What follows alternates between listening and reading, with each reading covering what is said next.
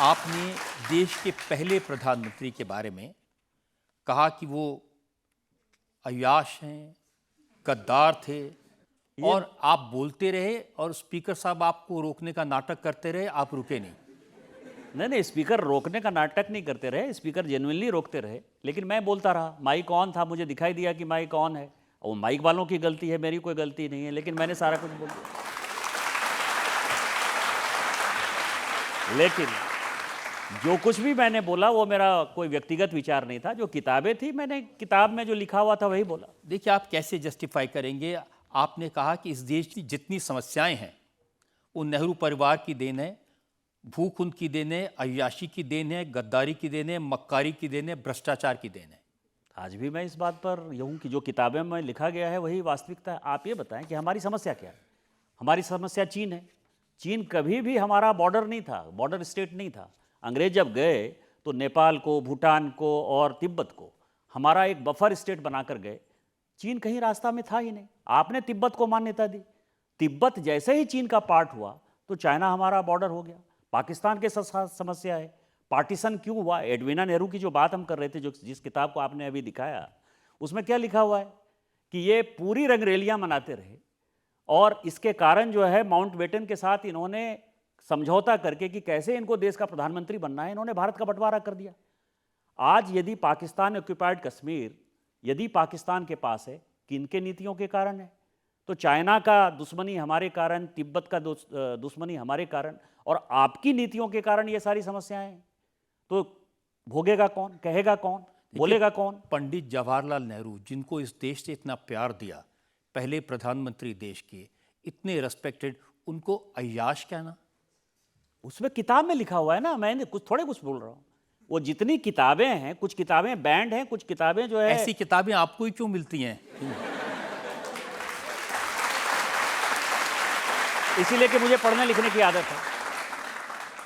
उसी किताबों के क्रम में आपने इंदिरा जी के बारे में बहुत अश्लील बातें कही। आपने एमओ मथाई का एक चैप्टर कोट किया।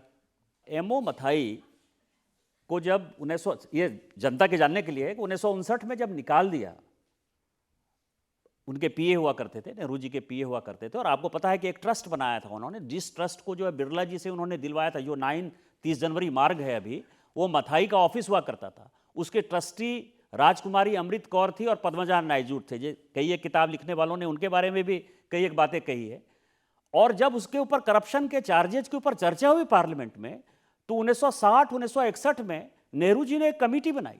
विष्णु प्रकाश जो है कैबिनेट सेक्रेटरी थे, और उस कमेटी की रिपोर्ट है कि मथाई ने जितने पैसे लिए बिरला से, या मथाई ने को जो 30 जनवरी मार्ग दिया गया, या मथाई ने जो अपना मकान बनाया, एकदम ईमानदारी से लिया। सब कुछ एकदम पूरा ट्रांसपेरेंट है। मथाई से बढ़िया कुछ नहीं है।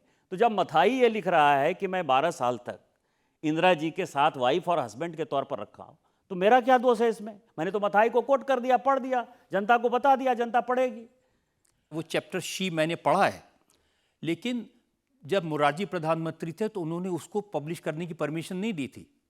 इंदिरा जी का इस देश के प्रति कंट्रीब्यूशन है, उनकी शहादत हुई है, किसी एक आदमी ने उनके बारे में कुछ लिख दिया। मैं ये कह रहा हूं कि जब मथाई को आप ईमानदारी का सर्टिफिकेट देते हैं, मथाई कहते हैं कि आपका पार्ट था, जो कुछ किया उसने, 12 साल तक वो नेहरू जी का पीएस रहा, 1947 से लेके 1959 तक।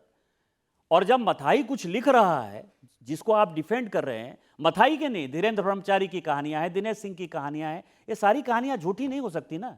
ललित नारायण मिश्रा की हत्या की कहानी है, आज भी सुप्रीम कोर्ट में केस चल रहा है। तो सारे किताब लिखने वालों ने, मैं जो अभी लाइब्रेरी बना रहा हूं, उसमें केवल मथाई की ही किताब नहीं होगी, दिनेश सिंह की भी किताब होगी, धीरेन्द्र ब्रह्मचारी की भी किताब होगी, उसमें ललित नारायण मिश्रा की भी किताब होगी। तो सारी किताबें यदि एक साथ लिख रही हैं तो आप किताब वालों को पकड़ो ना, किताब वालों को एफआईआर करो। मैं तो किताब की बातें जनता को बता रहा हूं केवल। जो भी किताबें नेहरू जी के खिलाफ, इंदिरा जी के खिलाफ, राजीव जी के खिलाफ लिखी गई हैं, वो सब इकट्ठा करेंगे आप? इकट्ठा कर रहा हूं, और रोज मुझे व्हाट्सएप आ रहे हैं, इसीलिए तो लाइब्रेरी बना रहा हूं। एक साथ एक सारी चीजें मिलेंगी।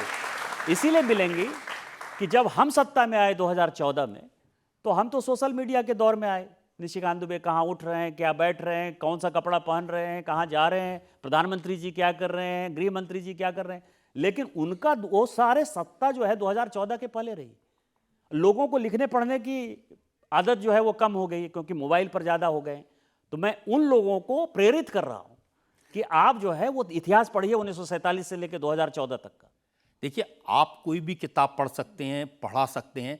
राहुल गांधी एक किताब की 4 लाइनें पढ़ना चाहते हैं, उन्हें नहीं पढ़ने दे रहे हैं। वो किताब है क्या? वो किताब जो है, देखिए जो गांधी परिवार है ना, ये ऊंची दुकान फीकी पकवान है। दिखने में लगता है कि बड़ा जानकार होगा। आप उनको पार्लियामेंट में खड़ा कर दीजिए, यदि उनको टोकिए नहीं तो 5 मिनट ये गांधी परिवार के कोई आदमी नहीं बोल सकते। संविधान वो खाली लेकर आए। और कल जो सारे पत्रकारों ने लिखा, हमने नहीं कहा, कई एक ट्वीट मैंने देखा है कि नरवाने की भी जो किताब है वो केवल जिल्द इसके ऊपर है और वो पूरा अंदर से खाली है। तो उसमें पढ़ने के लिए कुछ है ही नहीं। मैंने तो बचाव किया राहुल गांधी का। मैंने थोड़े, मतलब मुझे लगा कि leader of the opposition expose नहीं हो जाए, गांधी परिवार का बड़ा सितारा है, तो इसीलिए मैंने बचाव किया उसका।